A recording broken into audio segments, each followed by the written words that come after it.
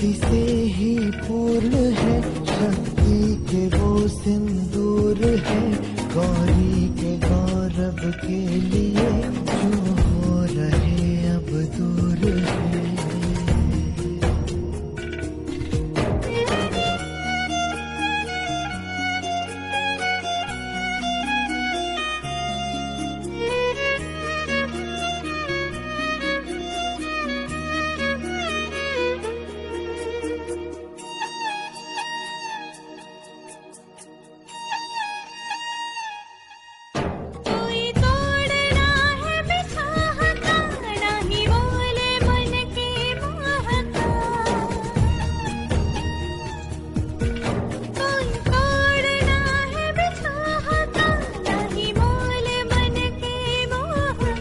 शिव जाने क्या है कालिका, अस्तित्व आदि शक्ति का। विचलित करे ना भावना, नहीं दे सके कोई सांत्वना, नियति है बंधन से परे, जो रच दिया सो वो करे।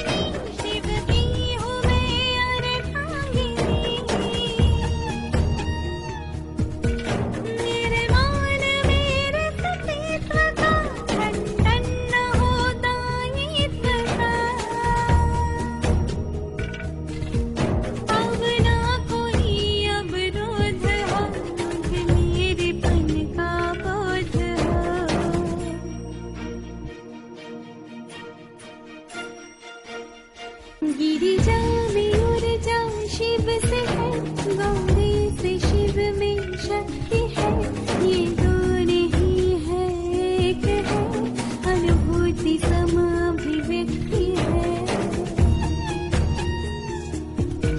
हर श्वास शिव के नाम है, यह प्रेम भी अविराम है, शिव धैर्य तो संयम शिवा, नयन जो शिव दृष्टि शिवा।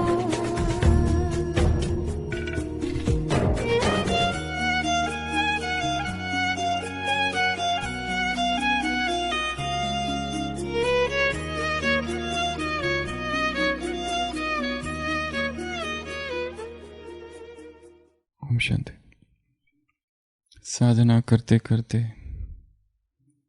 एक साधक ऐसी अवस्था में पहुंचा कि उसे लगा अब बिना यथार्थ गुरु के साधना आगे नहीं बढ़ सकती। जितना जानना था, जितना पाना था, जितना समझना था किताबों से, शास्त्रों से, पंडितों से, शास्त्रार्थ से, धर्म चर्चाओं से, धर्म सम्मेलनों से, सत्संगों से सब कुछ जाना, सब कुछ समझा, फिर भी ये बेचैनी क्यों? उसे लगा कोई ऐसा व्यक्ति चाहिए जिसमें कोई दिव्यता हो, कोई ऐसी अतिमानवीय शक्ति हो जो मुझे उठाकर अपने ही तल पर ले आए। उसने बहुत खोजबीन की, ऐसा व्यक्ति से नहीं मिला। वो ढूंढता रहा। किसी ने उसे कहा कि हिमालय पर एक बूढ़ा सा व्यक्ति है, पर वो किसी से मिलता नहीं है। वो कहाँ है हिमालय पर वो भी नहीं पता, और जैसे ही लोगों को पता चल जाता है वो वहाँ है, वो अपनी जगह बदल देता है। ऐसा अज्ञात एक गुरु है, तुम उसकी खोज में जाओ। ये साधक पहले ही साधना करते करते बूढ़ा हो चुका है, फिर भी हिम्मत जुटाता है, पैसे जुटाता है, सब कुछ करता है, और वहाँ हिमालय पर पहुँचता है। लोगों से पूछता है क्या ऐसा कोई गुरु यहाँ है हिमालय की चोटी पर? वो लोग कहते हैं हाँ, पर वो कहाँ है पता नहीं, पर है ज़रूर कोई प्राचीन व्यक्ति, कोई प्राचीन गुरु वहीं घूमते रहता है। वो ये साधक उस गुरु की तलाश में हिमालय पर जाता है, अलग अलग जगहों पर लगभग 2 साल तक भटकता फिरता है। हालत खराब हो जाती है, खाने को कुछ नहीं, पीने को कुछ नहीं, जो कुछ मिल रहा है फल फूल पत्तियाँ सब कुछ खा रहा है, परंतु वो गुरु का कोई नाम निशान नहीं। हिम्मत अंदर से टूट रही है, ज्ञान की पिपासा है, संपूर्ण ज्ञान को प्राप्त करने की इच्छा है, समझ चाहिए वो कैसे मिले। अपनी उसकी जितनी बुद्धि थी, जो कुछ साहित्य था संसार में, वो सब कुछ पढ़ के हो चुका था। इसलिए ये इच्छा जागृत हुई थी कि कोई हायर पावर मुझे ऊपर उठा ले, और संसार क्या है, ये अस्तित्व क्या है, ये एग्जिस्टेंस क्या है, मुझे समझ में आए। वो जिसे भगवान कहते हैं वो कौन है भी या नहीं, या केवल कल्पना है, और है तो उसका रूप स्वरूप क्या है। इतनी तड़प थी अंदर जानने की, परंतु अंदर से हिम्मत टूटती जा रही थी। गुरु कहीं नहीं मिल रहा था, कहाँ ढूंढे उसको। प्राचीन भटकते भटकते 2 साल हो गए, और एक दिन अचानक से एक झोपड़ी दिखी। वो भागा आशा से भरा हुआ, यही वो स्थान होगा। झोपड़ी में पहुंचा, पर अंदर गया तो दिखाई दिया सदियों से शायद इस झोपड़ी में कोई ना आया है। वह चीजें ऐसी रखी थी, बर्फ ही बर्फ, सूरज की किरणें ऊपर से गिरती हुई। वो बाहर निकला और उसने कहा, आई क्विट, मैं हार मानता हूं। धड़ाम से नीचे गिर गया। उसने कहा कि मैं हार मानता हूं, अब मुझसे नहीं होता। गिर गया बर्फ पर। सूर्य की नाचती हुई किरणें उसके शरीर पर जिस समय उसने ये कहा कि अब मैं हार मानता हूं और गिर गया, एक अजीब सी शांति की उसे अनुभूति हुई, और पीछे से जैसे कोई झुका उसकी ओर, कोई छाया, और एक आवाज आई कि तुम आ गए। उसने पीछे मुड़कर देखा तो एक बूढ़ा व्यक्ति, वही प्राचीन तपस्वी योगी, उम्र पता नहीं कितनी, 200 वर्ष या 300 या 500, लोग कहते थे वो कई सदियों से यहाँ पर घूम रहा है। वो आवाज उससे कहती है, वो खड़ा हो जाता है। वो व्यक्ति उससे कहता है, क्या तुम्हारे मन में अब कोई प्रश्न है? वो कहता है, कोई प्रश्न नहीं है। वो ढूंढ उसे रहा था और अब वो सामने है। जब पूछा कोई प्रश्न, वो कहता है कोई प्रश्न नहीं है। ऐसा क्यों हो गया? प्रश्न कहाँ खो गए? वो मिलने से पहले ही मिल गया। क्यों? जैसे ही उसने कहा कि मैं हार मानता हूं, उसी क्षण एक ऐसी अवस्था आ गई, क्योंकि ये सारा जो ढूंढ रहा था, वो कौन ढूंढ रहा था? वो मैं ढूंढ रहा था, एक ईगो ढूंढ रहा था। जिस क्षण वो अहंकार गिर गया, खो गया, और उसने कहा कि मुझे कुछ पता नहीं, जैसे मैं अपनी हार मानता हूं, उसी क्षण वो सामने आ गया जिसकी तलाश थी। यही अध्यात्म की शुरुआत है, अंत भी। समग्र समर्पण, इंटीग्रेटेड सरेंडर, वास्तविक समर्पण, जहां वो जो अंदर बैठा है और जो कहता है मैं जानता हूं, मुझे पता है, वो गिर जाए और ये भाव आ जाए कि मुझे कुछ भी नहीं पता। तब वास्तविक योग की यात्रा चालू होती है, या फिर अध्यात्म या धर्म चालू होता है। ज्ञान का सबसे बड़ा दोष क्या है? उपनिषदों में बड़ा ही विरोधाभासी वाक्य लिखा हुआ है कहीं कि अंधकार, अज्ञान जो है वो क्या है? अंधकार।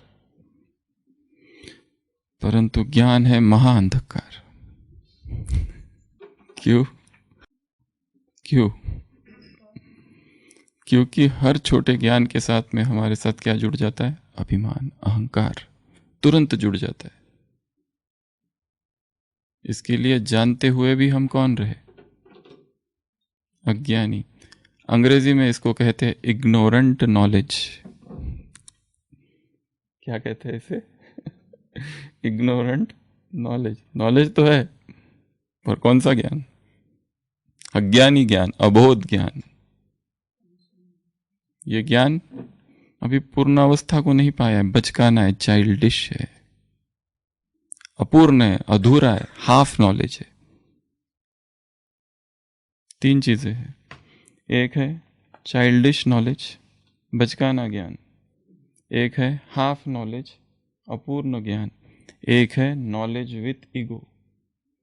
ज्ञान तो है पर अकड़ बहुत है। हम जानते, तुम नहीं जानते। हमें पता है, तुम्हें नहीं पता।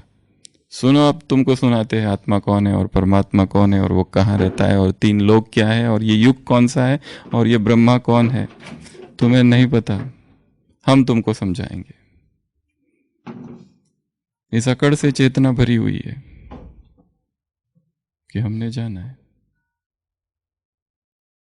और अहंकार पुष्ट भी हुआ है। कहाँ से? मुरलियों के ही वाक्यों से कि तुमने जाना है, उन्होंने नहीं जाना। और भगवान ने कहा है तुमने जाना, पर उसने ये भी कहा है कि तुम में से भी, कोटों में कोई में से भी कोई मुझे जानता है। और ये भी कहा है मैं जो हूं, जैसा हूं, वो जब तुम्हारी ऊंची अवस्था हो जाएगी तो ही तुम जानोगे। जब तुम स्वयं को संपूर्ण रूपी से जान जाओगे तब तुम मुझे जान जाओगे। उसे जानने का पुरुषार्थ ही नहीं है, जानना है खुद को। हमने अपने आप को ही नहीं जाना तो उसको कैसे जान सकेंगे? आत्मा अपने आप को ही नहीं जानती तो परमात्मा को तक को कैसे जाना जा?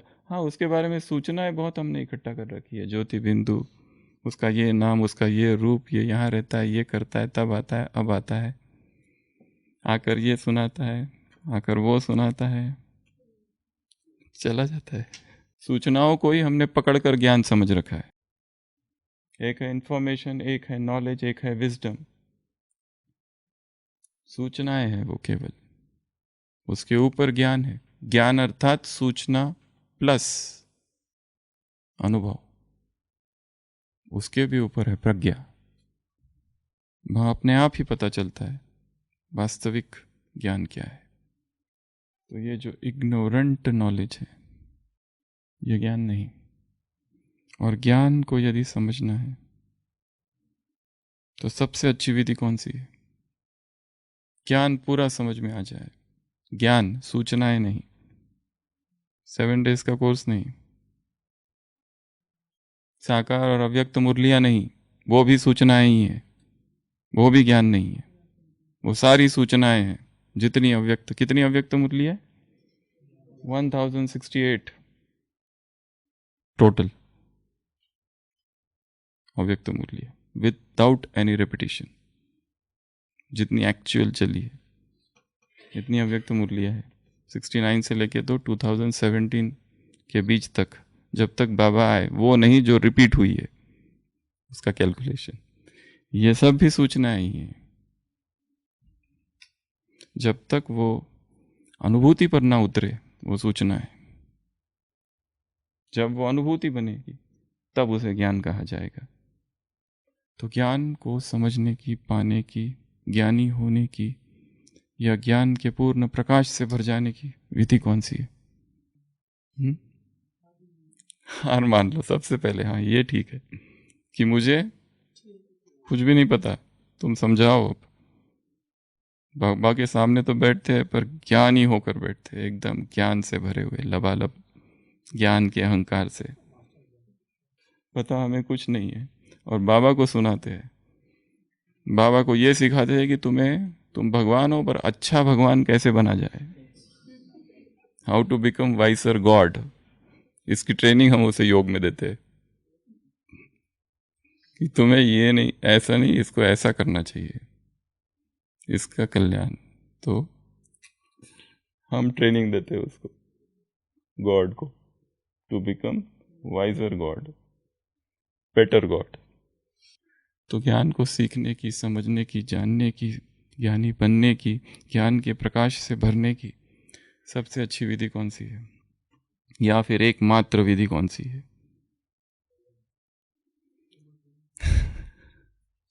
साइलेंस, संपूर्ण समर्पण और गिड़गिड़ाना, रोना भक्तों की तरह। इसके लिए तो बाबा ने मना किया है। आज की मुरली लास्ट लाइन अच्छा से पहले, मम्मा बाबा कहने से कुछ नहीं होगा, उनके जैसा बनना पड़ेगा। सरेंडर, प्यूरिटी, एकांत, मौन, समर्पण, आई क्विट, ये सब तो है, पर ज्ञान समझ में आता है केवल और केवल योग की अवस्थाओं में। ज्ञानी बनने की विधि है योग। वैसे तो ज्ञान फर्स्ट फिर योग, परंतु योग फर्स्ट फिर ज्ञान। योग की संपूर्णता के बिना ज्ञान की संपूर्णता नहीं है। योग लीड्स टू ज्ञान। ये जो योग है यही सबसे बेसिक है। क्यों? योग की अवस्थाओं में ही कुछ कुछ महावाक्यों का स्पष्टीकरण होता है। वैसे कितना भी पढ़ लो, कितना भी डिस्कशन कर लो, कितना भी एक टॉपिक पर भाषण दे दिया किसी व्यक्ति ने, जरूरी नहीं है कि उसे वो पता है, जाना है उसने, या उसके जीवन में आया है। योग की सूक्ष्मतम अवस्थाओं में ही ज्ञान का स्पष्टीकरण होता है, क्योंकि ज्ञान बहुत सूक्ष्म है। उसको समझने के लिए उतनी सूक्ष्म बुद्धि चाहिए। कल की मुरली थी ना, दिव्य जन्म, दिव्य जीवन, दिव्य संकल्प, दिव्य बोल, दिव्य कर्म, दिव्य बुद्धि, दिव्य दृष्टि, दिव्य संबंध, दिव्य धन, ये सब तुम्हारे पास होगा तब तुम दिव्य मूर्ति बनोगे। दिव्य अर्थात नॉन फिजिकल, शारीरिक नहीं, पार्थिव नहीं, दिव्य, डिवाइन, साधारण नहीं। तो ये जो योग है, अगले 3 दिन हम इस योग कहो, 3 शब्द है, एक है योग, एक है मेडिटेशन, एक है ध्यान। तीनों में क्या अंतर है? एक इंग्लिश है, एक हिंदी, और तीसरा संस्कृत। संसार में कई प्रकार के मेडिटेशन है, कई प्रकार के, हजारों प्रकार के मेडिटेशन है। मेडिटेशन कोई नई चीज़ नहीं है, लोगों ने हर रीति से ट्राई किया है, पर बहुत सारे मेडिटेशन शरीर में ही घूमते हैं, पर उसी शरीर के मेडिटेशन के आधार से उन्होंने इतनी सिद्धियां प्राप्त कर ली है। भगवान जो सिखा रहा है वो राजयोग, सबसे ऊंचा, हाईएस्ट। तो एक तो हर व्यक्ति को ये भी स्टडी करनी है कंपैरेटिव, कि ये मेडिटेशन भगवान कह रहा है हाईएस्ट है, पर क्यों है, कैसे है, और इससे क्या प्राप्ति है। जब उन्हीं मेडिटेशन से एक मेडिटेशन होता है माइक्रो कॉस्मिक ऑर्बिट मेडिटेशन, इसमें शरीर में बिंदु है 1 2 3, पीछे इधर यहाँ से चालू करके पीछे तक जाते हैं, यहाँ यहाँ यहाँ यहाँ, वो एनर्जी को घुमाते हैं। एक है चक्रा मेडिटेशन, ये जो चक्र है, एक एक चक्र को एक्टिवेट करते करते ऊपर ऊपर उठती जाती है चेतना, chakra meditation. Microcosmic orbit meditation, कितने प्रकार के मेडिटेशन है। Breath awareness meditation, body scanning meditation, जिसमें केवल बॉडी को ही स्कैन किया जाता है, breath meditation. Mindful merkaba meditation, pyramid, 2 pyramid है, जैसे उसमें ये सोचा जाता है कि ये जो शरीर है, क्योंकि पिरामिड में बहुत पावर होती है। बेंगलुरु गए, वहीं वहाँ है बहुत बड़ा, ओआरसी में भी जो बना है वो तो छोटा है, वहाँ खास वो जो पिरामिड मेडिटेशन करते हैं, ये जैसे हम बैठे हैं मेडिटेशन में, एक पिरामिड तैयार करना है इमेजिनरी, ये बेस उसका और यहाँ उसका पॉइंट एक, और एक पिरामिड उल्टा, ये बेस और वो नीचे, और ये दोनों पिरामिड अलग अलग दिशाओं में घूम रहे हैं, क्लॉकवाइज एंड एक क्लॉकवाइज स्पिन कर रहे हैं, और उसमें वो मेडिटेशन करते हैं। ऊपर से लाइट आ रही है। तो ऐसे अलग अलग प्रकार के मेडिटेशन लोगों ने ढूंढे हैं और उसमें इतनी नवीनता लाई है, और वो लोगों को सिखाते भी है। मुद्रा, जैसे बुद्ध बैठे इस पोस्चर में, इस चिन्ह मुद्रा, ये मुद्रा, वो मुद्रा, अलग अलग ब्रह्म मुद्रा, अलग अलग मुद्राओं में ये मुद्रा, उस mudra meditation, chakra meditation, merkaba meditation, microcosmic orbit meditation, Vipassana meditation, कितने प्रकार के डायनामिक मेडिटेशन, ट्रांसडेंटल मेडिटेशन, नाद योगा, ब्रह्म योगा, अलग अलग मेडिटेशन है, और उसमें नवीनता लाते रहते हैं वो लोग। हमारा कौन सा है द हाईएस्ट? क्या नवीनता हमने लाई है? जीरो। मैं आत्मा हूँ, सूक्ष्म वतन, परम धाम, सतयुग, त्रेता, द्वापर, कलयुग, संगम युग, फरिश्ता, इसको सकाश उसको सकाश। चलो काम पूरा हुआ, कारोबार में लग जाओ। जब तक हम अपनी मेडिटेशन में नवीनता नहीं लाते, क्योंकि मेडिटेशन इज द फाउंडेशन, नींव है। बिना योग के ज्ञान को समझा ही नहीं जा सकता, इम्पॉसिबल। 10 बार मुरलिया पढ़ लो, 10 क्लास करा लो, 10 क्लास सुन लो, नोट्स बना लो, कुछ भी कर लो, उस ज्ञान को बिना योग की अवस्थाओं की सूक्ष्मता के समझा ही नहीं जा सकता। योग में कुछ बातें स्पष्ट होगी, कुछ ऐसी बातें जो रोज रोज पढ़ रहे, सुना रहे दूसरों को, पर स्पष्ट नहीं हुई है, वो स्पष्ट होगी अशरीरी स्थितियों में, क्योंकि ज्ञान अशरीरी है, निराकार है ज्ञान। बाबा ने तो खूटियों को यूज किया है अपनी बातें क्लियर करने के लिए। संसार की वस्तुओं को, उदाहरणों को उसने खूटियों के रूप में प्रयोग किया है। जैसे वो सूर्य किरणें फैलाता है, कौन सा सूर्य, काहे का सूर्य, जैसे वो सारी मुरली मतलब क्या है? उदाहरण। कहाँ के उदाहरण दे रहा है वो? इस दुनिया के, क्योंकि ज्ञान इज एब्स्ट्रैक्ट, उसको सीधा नहीं समझाया जा सकता है, इसलिए यहाँ के उदाहरण देते देते समझाया उसने। पर पहुंचना हमको उसी अवस्था में है, इसलिए अधिक से अधिक समय किस अवस्था में रहने का अभ्यास? परम धाम, निराकारी, निराहारी, उसी स्थिति में ज्ञान को बहुत गहराई से समझा जा सकता है। इसके लिए अपने इस भट्टी, आज का कितवा दिन है? 17वां। आज तो 17वां दिन है। पहले दिन एक पॉइंट कही थी, कौन सी? योग को बढ़ाते जाना है। और योग मतलब केवल एक ही रीति से योग नहीं, केवल बात करना, केवल किरणें लेना, केवल ये योग नहीं है। योग की परम धाम की अवस्था में ज्ञान की कोई एक पॉइंट इमर्ज करके अपने आप उसके अर्थ को समझने का प्रयत्न करना। क्या अर्थ है उसका? क्योंकि वहां जो एक है साकार वतन में ज्ञान का अध्ययन, एक है सूक्ष्म वतन में ज्ञान का अध्ययन, एक है परम धाम में ज्ञान का अध्ययन। मुरली लेके वहीं पहुंचो। ये जो वतन है, यहाँ मुरली स्टडी के लिए है। मल्टीपल टाइम यहाँ डिस्कस करो, स्टडी करो, सब कुछ कर लो। फिर यहाँ पर वो शेयरिंग के लिए है, सूक्ष्म वतन, बाबा को बताओ। और ये जो है, ये मुरली अंडरस्टैंडिंग के लिए, परम धाम।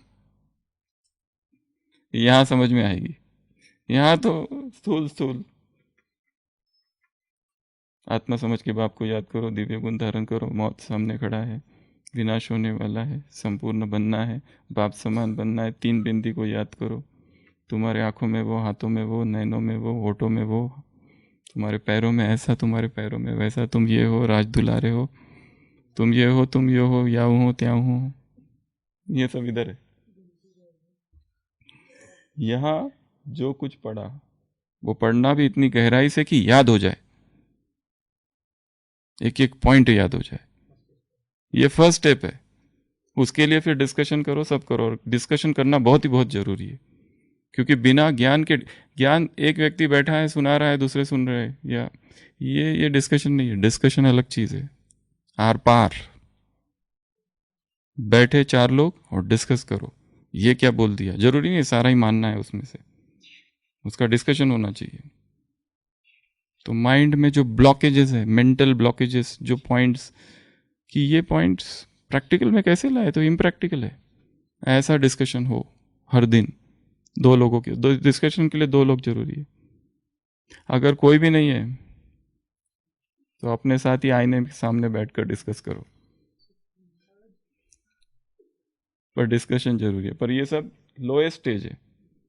शेयरिंग, फिर जो सुना है, नेक्स्ट शेयरिंग इन सूक्ष्म वतन, और समझ उसकी जो आएगी वो अमृत वेला परम धाम में। क्या है वो, अचानक से स्ट्राइक होगा, अच्छा ऐसा है। तो फाउंडेशन क्या है हमारे जीवन का? मेडिटेशन। हर चीज का फाउंडेशन, ये जो प्राणिक लिविंग, इस सब का फाउंडेशन मेडिटेशन ही है। बिना इसके आगे बढ़ा ही नहीं जा सकता है। हमारे ज्ञान सुनाने का तरीका तो बहुत इंप्रूव हो गया है, सेवा करने का तरीका इंप्रूव हो गया है, पर मेडिटेशन में हमने कितनी नवीनता लाई है। केवल कोई मेडिटेशन करा रहा है और हम कर रहे, वो करा रहा है, उसका हमारे योग से क्या संबंध? गाइडेड मेडिटेशन वो KG1 KG2 के बच्चों के लिए है, जो पीजी में चले गए उनके लिए नहीं है। वो योग कराते तो बहुत अच्छा योग लगता है, वो कमेंट्री से योग कराते तो वे एकदम बाबा के पास पहुंच जाते हैं। ये भ्रम है तुम्हारा। योग अर्थात वहां दूसरा है ही नहीं, तुम हो, वहां आवाज नहीं है किसी की। वो इनिशियल बैसाखिया है, ठीक है, अब तोड़ो उनको, छोड़ दो। ये ट्रांसलाइट, ये सॉन्ग, ये रेड लाइट, ये सब KG1 KG2 किंडरगार्टन है। हाँ हाँ, उसने अच्छी मदद दी। तो हमारा योग निराधार हो जाए। निराकार योग निराधार ही होना चाहिए, और निराहार भी। तो ये मेडिटेशन जो है ये बहुत सारी चीजें करता है, 100 बातें हैं। एक एक बात हम देखेंगे, पीछे से ही चालू करते हैं। ये मेडिटेशन क्या क्या करता है, और साथ साथ इस मेडिटेशन को कैसे हम उसमें नवीनता भर दे। कुछ ऐसा मेडिटेशन जो आज तक किया ही नहीं कभी, वो करके देखे। Meditation gives you an escape. 100 फायदे बताए हैं मेडिटेशन के। सबसे पहला क्या कर देता है वो? एस्केप। नींद में सोने के बाद हम दूसरे दिन इतने फ्रेश क्यों रहते हैं? क्योंकि नींद में क्या हो जाता है, अशरीरी अवस्था में हम चले जाते हैं। जो विचार है ये हलचल है, ये सब विचारों का जगत है। हम मन शांत हो जाते हैं, अमन की अवस्था में चले जाते हैं। इसलिए उठने के बाद बहुत फ्रेश महसूस होता है। निद्रा प्रगाढ़, गाढ़ निद्रा जिसको आती है ना, वो बड़े एंथुजियास्टिक रहते, चार्ज रहते एकदम। और जिनको नींद ही अच्छी नहीं है वो कभी स्वास्थ्य क्या है उसका अनुभव नहीं कर पाते, उमंग उत्साह का अनुभव नहीं कर पाते। उठते ही चिड़चिड़ापन, उठते ही अजीब सा लगता है कि आज भी नींद नहीं हुई, और नींद हुई भी तो कितनी बार पंक्चर बीच बीच में। एक बार मुझे आँख खुली, 2 बजे आँख खुली। वो लोग बहुत सुखी है संसार में जिनको बहुत अच्छी नींद आती है। सो गए तो सीधा जितने बजे उठना है उतने ही बजे उठते, बीच में नो डिस्टरबेंस, चाहे कुछ भी हो जाए, ढोल बजते रहे। वो नींद, क्यों नींद में हम चार्ज होते हैं? क्यों नींद में क्या हो रहा है? एक तो विचार एकदम शांत। किसी को बहुत दर्द है, सो जाता है, नींद में दर्द गायब हो जाता है। जब उठता है तो फिर दर्द चालू हो जाता है। तो हम दर्द रहित अवस्था में पहुंच जाते हैं, पेनलेस स्टेज, थॉटलेस स्टेज, अशरीरी स्टेज। इसलिए उसमें पावर है।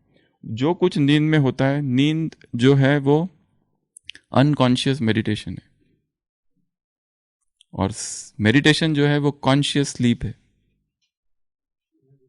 इसमें एनर्जी दोनों में जमा होती है, इसलिए दोनों बहुत जरूरी है, नींद भी और मेडिटेशन भी। हाँ, नींद में 20% तो मेडिटेशन में 80% एनर्जी जमा होती है। अगर उसको उसी रीति से किया जाए तो सबसे मेडिटेशन नींद कर लो तो कुछ भी नहीं मिलेगा, फिर ना ये मिलेगा ना वो मिलेगा। सबसे पहला फायदा एस्केप। क्या एस्केप? ये जो स्ट्रेसफुल सिचुएशन है, जैसे नींद में सब भूल जाता है थोड़े समय के लिए, उसी तरह मेडिटेशन में वो सारा भूल जाए, एस्केप हो जाए इन सब चीज़ों से, तो आत्मा में पावर भरेगी। जैसे ही आत्मा विचारों से रहित होने लगती है, उसमें पावर भरने लगती है। जैसे ही आत्मा देह से डिटैच होने लगती है, पावर भरने लगती है। मन से डिटैच हो जाए और बॉडी से डिटैच हो जाए, अपने आप एनर्जी उसमें भरनी चालू होती है। माइंड से डिटैच अर्थात निर्विचार अवस्था या फिर कम विचार वाली अवस्था, the stage of no mind इसको कहते हैं। नो माइंड, मनोनाश। योगियों ने कहा है मन का ही नाश हो जाता है। योगियों ने कहा है अमन, बाबा ने कहा है मन मना भव। ये पॉजिटिव डेफिनेशन है, वो नेगेटिव डेफिनेशन है। इसमें भी जैसे लीन अवस्था हो गई है, उसमें बाबा से कुछ बात नहीं कर रहे, अपने आप विचार कम हो गए। स्वमान हायर कॉन्शियसनेस है। जैसे जैसे स्वमान में आत्मा टिकने लगती है, रिपीट नहीं करती है मैं मास्टर सर्वशक्तिमान हूं, नहीं, वो स्वरूप में जब टिक जाती है तो शब्द खो जाते हैं। वहां अमन, मनोनाश, एक निर्विचार अवस्था आ जाती है, शांत स्थिर अवस्था। वो अवस्था में आत्मा में एनर्जी भर जाती है।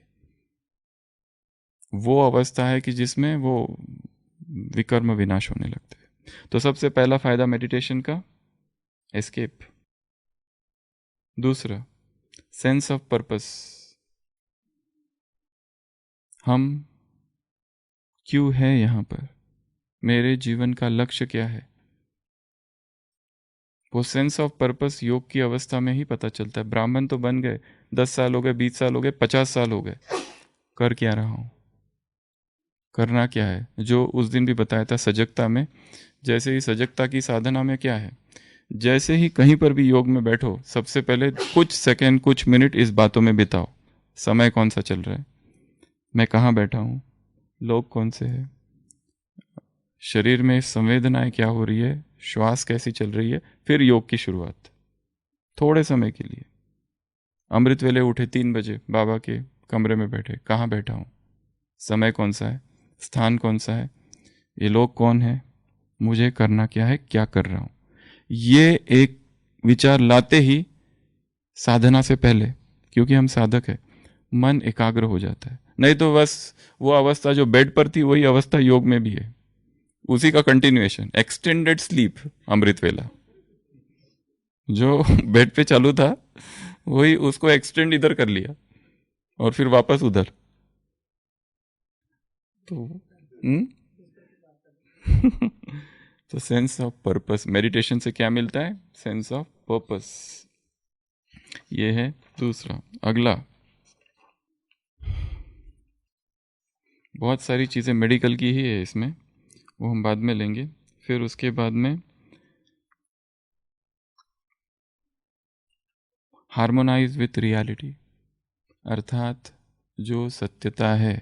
सारे दिन भर हम एक भ्रम जगत में जीते, एक दीवा स्वप्न की अवस्था में, सत्यता से बहुत दूर। मुरली सुन रहे तो बहुत अच्छी अवस्था है, अमृत वेला ठीक थे।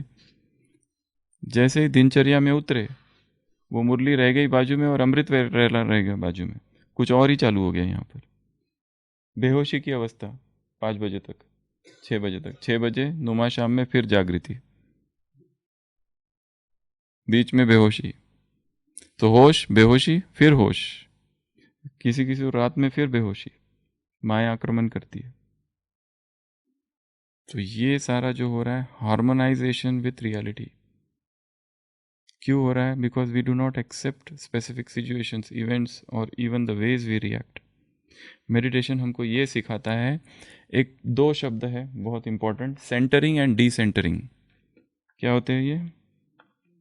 मेडिटेशन क्या करता है, सेंटरिंग सिखाता है। अगर हम, ये एक सर्कल है, ये मैं हूँ और ये परिधि है, हम परिधि पर जी रहे, यहाँ पर सेवाएं है, यहाँ पर हमारी खान पान है, बोलचाल है, डिपार्टमेंट है, सेवा, सब कुछ है, संबंध है, यहाँ जी रहे, ये सेंटर है, ये गृहस्थ है, ये ट्रैवल है, सब कुछ इस तल पर। हम डिसेंटर्ड लाइफ जी रहे, बहुत दूर, सेंटरिंग मतलब केंद्र की तरफ चलना। तो हमारी योग में हम क्या हो जाए, ये सबसे डिटैच हो जाए। आज की मुरली में बाबा हमने आपसे कहा था जब तुम आओगे हम किसी से भी ममत्व नहीं रखेंगे। किसी से भी ममत्व नहीं रखेंगे। ज्ञान में आने के बाद उत्पन्न हुए जो अटैचमेंट्स है बहुत डेंजरस है। ज्ञान जब से आए तब तो सब तोड़ ताड़ दिया, पर यहां आने के बाद जो ज्ञानियों के साथ अटैचमेंट्स उत्पन्न की है, इस परिवार में अटैचमेंट उत्पन्न की है, वो जल्दी नहीं छूटते, क्योंकि हमने उसके साथ में थोड़ा एडजस्ट कर लिया है। बहुत सारे शब्द है हमारे पास, परिवार है, ये है, वगैरह वगैरह, हिसाब है, ये है। बट सेंटरिंग क्या है? सेंटरिंग अर्थात सबको बाहर छोड़ दो, सभी को, कोई भी अंदर नहीं है, केवल तुम और तुम अकेले हो। कल कहा था धर्म अर्थात अकेले हो जाना, कोई भी नहीं। Deny your mother, deny your father, everything, सब सब सब बाहर है। ये है योग, रियल योग। इसी अवस्था में, सेंटरिंग की ही अवस्था में अनुभूतियां होती है, डिसेंटरिंग में अनुभूतियां नहीं है। तो मेडिटेशन का फायदा क्या है? सेंटरिंग। सेंटर पे पहुंच जाओ अपने, कहाँ हूं मैं, मेरा जो अस्तित्व है ये यहाँ, यहाँ हूं, यहाँ कोई भी नहीं है। ये जो भी है, जिनके विचार आते रहते हैं, किसी व्यक्ति का विचार आते हैं, उसको ये करना है, उसको ये देना है, उसको ऐसा करना है, ये सब बंधन है। सेंटरिंग मीन्स सब हटा दो, सभी को हटा दो, कुछ समय के लिए कम से कम। Harmonise with reality. तीसरा, अगला, मेडिटेशन से क्या होता है? Forget your past wrongs. Meditation से एक बहुत बड़ी चीज होती है भूलना। हम जो कुछ हमारे साथ आज तक हुआ है उसके ब्रेन पर इंप्रेशन है। हमारा ब्रेन जो है उस पर इंप्रेशन है, ये आत्मा। योग में क्या हो रहा है? अशरीरी अवस्था हो रही है, तो इनको जो कुछ न्यूट्रिशन मिल रहा है ना विचारों का, वो सब मिलना बंद हो जाता है। तो धीरे धीरे ये जो ट्रैक्ट है, यहाँ पर ट्रेसेस है, यहाँ पे निरंतर अगर कोई चलता रहा तो वो रास्ता बना रहता है। और जाना ही बंद कर दिया तो फिर अपने आप वो खो जाएगा, उसमें घास फूस आ जाएगी, फिर पता नहीं चलेगा क्या है। अभी ऐसे बहुत सारे ट्रैक्ट बने हुए हैं, काम के सूक्ष्म अंश के ट्रैक्ट, किसी से बहुत डीप गहरी अटैचमेंट, उसका ट्रैक, पास्ट कोई हर्ट, कोई दुख, कोई ट्रॉमा, कोई दर्द, उसका एक ट्रैक बना हुआ है। जैसे ही खाली हो जाते हैं मन, अपने आप उस दुख की तरफ चला जाता है। किसी ने अपमान किया है, अपने आप मन खाली होते ही, सेवा से मुक्त होते ही मन कहाँ भागता है? उस दुख की ओर, वो दुख खींच लेता है। क्यों हो रहा है? क्योंकि उसको हटाया नहीं है वहां से। तो योग में वो अवस्था कि जिसमें हम एब्सोल्यूट अशरीरी रहे, परम धाम। योग अर्थात परम धाम, एक ही परिभाषा है। बाकी वो जो भी है ना, ऐसे करके बाबा से ऐसे ऐसे बातें करना, ये सब ये KG1 KG2 नीचे की अवस्था है। हाईएस्ट योग मीन्स आत्मा अशरीरी, कुछ भी नहीं, निराकार। उसी अवस्था में ये सारे जो है ये डिलीट होने लगता है, पास्ट। नहीं तो हर व्यक्ति अपने पास्ट के साथ में जुड़ा हुआ है, केवल सेवाओं के समय थोड़ी देर के लिए भूला हुआ है बस। जैसे सेवा पूरी हुई, मन कहाँ भागता है? उसी दुख की तरफ। दुख बैठा हुआ है इंतजार में, तुम अपना सेवा पूरा करके आओ, फिर मिलेंगे पार्क में, जल्दी आ जाना। उसी के साथ है, खाली थोड़ी देर के लिए जा रहे हैं और फिर वापस उसी के साथ आ जाते हैं, क्योंकि आदत है दुख के साथ जीने की, दर्द के साथ जीने की। और दूसरों को हम कहते हैं कि हमारे जैसा सुखी कोई नहीं। कल मुंबई ग्रुप से बाबा, इसीलिए दुविधा की अवस्था है। एक ब्राह्मण आत्मा हमसे कह रही थी कैसे कोर्स कराए दूसरों को, हम खुद ही दुखी है, कैसे उनको बताए कि राजयोग ही सुख शांति का मार्ग है। तो योग में क्या होता है? पास्ट भूलता है। योग में क्या होता है? पुरानी यादें डिलीट होती है। ये राजयोग का एक बहुत अच्छा फायदा है।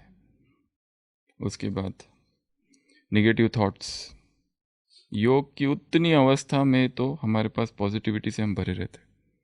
तो ये जो कंटिन्यूअस निगेटिव होते रहता है, कंटिन्यूअस, जिसको भी हम देखते हैं क्या विचार आते हैं उसके बारे में? पॉजिटिव आते हैं। भाव भावना दो चीज़ें बताई उस दिन अव्यक्त मुरली नीचे। एक व्यक्ति का खेत था और उसी के सामने एक झोपड़ा था। वहाँ एक बूढ़ी, एक माँ थी और उसका बेटा था। तो ये जो व्यक्ति था खेती करता था, अमीर था। एक बार उसका फावड़ा खो गया तो उसको डाउट हुआ, ये जो लड़का है ना इसी ने लिया है, ये जो सामने है ना बस इन्हीं ने लिया। और रोज रोज उस लड़के को देखता था और उस लड़के की हर हरकत इसको कंफर्म कराती थी कि इसी ने ही लिया है, जरूर इसी ने ही चोरा है। बस कैसे अब करूँ वो नहीं समझ में आ रहा था। रोज उसको देखता था तो उसको ये लगता था, देखो छुप के जा रहा है ना, मतलब इसी ने लिया। आंखें नीचे कर ली, शायद इसी ने लिया। हर बात उसको कंफर्म कराती थी कि इसी ने लिया, इसी ने लिया। उसके प्रति एकदम नफरत भर गई उस बच्चे के प्रति। और एक दिन फावड़ा उसको वहीं अपने पीछे मिल गया और फिर उसने उस बच्चे को देखा, कितना मासूम बच्चा है, बेचारा लगने लगा। ये क्या हो गया? हमारे जो इम्प्रेशन है दूसरों के बारे में 90% निगेटिव है, क्योंकि हम सोचते हैं इन्होंने काम ही ऐसे किए हैं। और भगवान क्या कह रहा है? शुभ भावना है, ये कामना, वो ऐसा वैसा। स्टॉक की कमी है। ये कब होगा? योग में। कल भी कहा था, जो रोज निंदा करे उसके लिए क्या करो? 3 चीजें। कौन कौन सी? जो निंदा करता है, अपमान करता है, झगड़ा करता है, जबरदस्त हिसाब है जिसके साथ, नहीं, सबसे पहला माफ करो, नहीं माफी मांगो।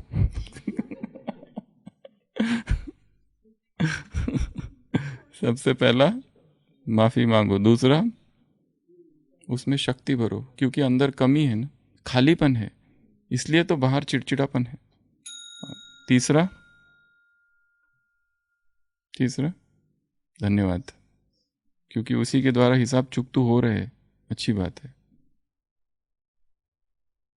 और हर आत्मा के इर्द गिर्द ऐसी कुछ आत्माएं तो होगी, ये ड्रामा ही ऐसा बना हुआ है।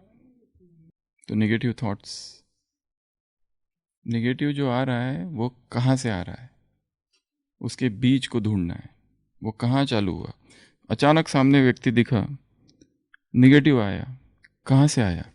तो अतीत में ज़रूर कोई घटना थी कि जिसमें ऐसा हुआ। हम उनके डिपार्टमेंट में गए, उसने कहा, उसके पास थी वस्तु फिर भी नहीं दी, बस वहीं से चालू हो गया वो।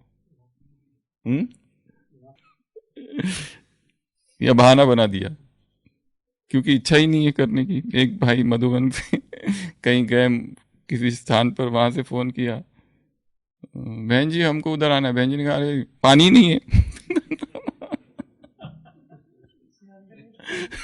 क्या करे? तो हमारे सूक्ष्म हिसाब है, ये जो तारे हैं हिसाब की दिखाई नहीं देती है, पर हो रही है। पुराने पात्र मंच पर फिर उभर आए हैं, पुराने एक्टर्स जो है ना, फिर एक्टर्स मंच पर फिर से आए हैं, क्योंकि पुराना बहुत अधूरा अधूरा रह गया है सबका। नए वस्त्र धारण करके पुराने एक्टर्स ही फिर से स्टेज पर आ चुके हैं, अपना हिसाब पूरा करने के लिए, कर्ज पूरा करने के लिए, चुकतू करने के लिए। तो क्या करता है मेडिटेशन से हमें वो, क्योंकि मेडिटेशन एकाग्रता की अवस्था है, उसी एकाग्रता में हम ढूंढ सकते हैं। नोट करके रख देना है दिन भर में क्या क्या काम करने मेडिटेशन में। नेगेटिव आया ही इस आत्मा के बारे में, ये कल सुबह ठीक इसको ढूंढेंगे। ये दुख का संकल्प आया, उसको भी नोट करके रखते हैं छोटी डायरी में। अब इस पर काम हमको दूसरे दिन सुबह अमृत वेला करना है। दिन भर काम करना मुश्किल है, नुमा शाम भी कर सकते हैं, पर नुमा शाम का योग दिन भर में जो हुआ उसको मिटाने के लिए। इसके लिए 2 बार चार्ट देना है बाबा को, एक तो रात्रि लिखने वाला चार्ट और एक चार्ट शाम के योग से पहले। पूरा रिवाइज करो योग में बैठते ही कि आज सारे दिन भर क्या हुआ, अमृत वेला, फिर मुरली, फिर नाश्ता, फिर ये किया, फिर इससे मिला, फिर उससे मिला, फिर ये हुआ वो हुआ, और अभी यहाँ हूँ। ये यहाँ रिवाइज कर दिया तो इसका असर फिर रात तक नहीं चलेगा, ये यहीं पे न्यूट्रलाइज हो गया बहुत सारी चीज़ें। फिर योग की शुरुआत, और रात में लिखना, वो डायरी, वो पहले दिन भी बताया था, पूरे 84 दिन का रोज लिखना है अपनी डायरी में कि आज क्या क्या हुआ, नोट करके रख रहे हैं, लिख रहे हैं ना कि नहीं, लिख रहे हैं कि नहीं लिख रहे? दिनचर्या लिखनी है, वो नहीं ज्ञान योग वाली डायरी नहीं, चार्ट वाला डायरी नहीं, दिनचर्या की डायरी लिखनी है। आज ये हुआ, चलेगा? हाँ, पर लिखना जरूरी है। चलो एक ही जैसा है, जैसा कल की दिनचर्या, मतलब कुछ नवीनता नहीं ला रहे हो। इससे ये भी पता चल रहा है कि रोज एक ही जैसा हो गया, वो ही उठना, फिर ये किया, फिर वो किया, मतलब कुछ भी नवीनता नहीं थी। ये सब नहीं लिखना है। मेन चीज जो कुछ नया हुआ है, कुछ तो नई बात जो एकदम स्ट्राइक हो गई, नया व्यक्ति कोई भी मिला कुछ तो लिखो, पर लिखना जरूरी है। तो निगेटिविटी एक 2 बार चार्ट देना, एक योग से पहले नुमा शाम के, माना ओरल, मौखिक, खाली बताना है कि ये हुआ, और फिर रात में एक लिखना, ये 2 बार, ताकि आज का पूरा हिसाब आज ही चुकतू हो जाए।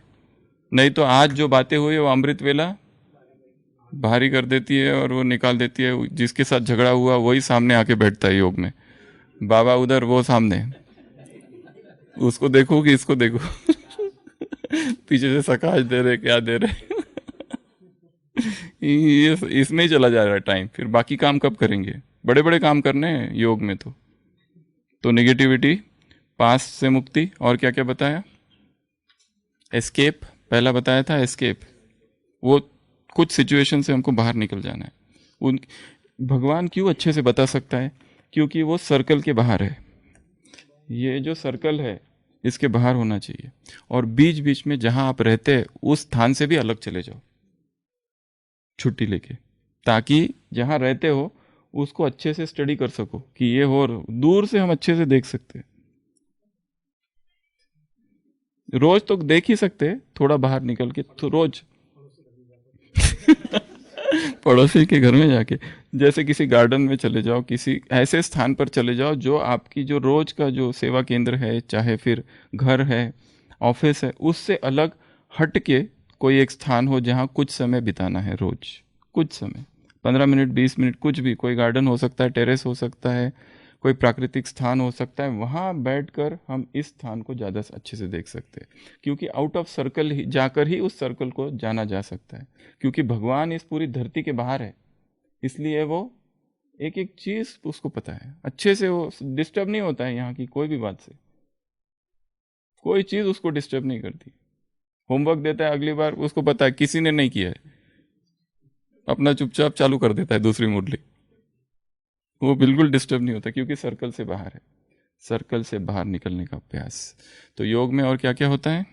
एक तो एस्केप, पहला बताया था, दूसरा सेंस ऑफ पर्पस, मुझे करना क्या है, तीसरा हार्मनी विथ रियलिटी, हम रियलिटी से सिंक नहीं है, वो सिंक करते हैं ना मोबाइल लैपटॉप में, वैसे सिंक हार्मोनाइज होना है कि ये रियलिटी है, ये ज्ञान है, ज्ञान अपनी जगह ऑपरेट कर रहा है, ये दिनचर्या अपनी जगह सेम ऑपरेट कर रही है, ज्ञान वैसे के वैसे, ये मुरली सुनना सुनाना ये चल रहा है, पर वो जो दुख है वो वहीं पड़ा हुआ है, वैसा के वैसा ही 10 साल से, ये ज्ञान ने उसको स्पर्श ही नहीं किया, इग्नोरेंट नॉलेज।